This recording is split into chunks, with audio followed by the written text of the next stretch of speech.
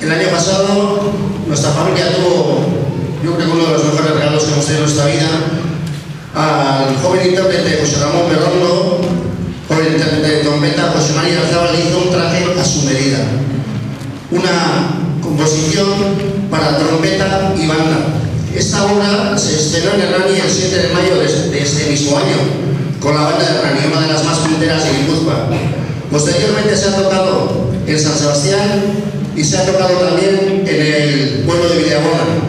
Y creemos que era momento ya de presentarlo también en su pueblo natal. Tanto el compositor como el intérprete son de Andoain, y la obra se titula José Ramón, y espero que salga tal como se ensayó. Y es que... ¡Hola!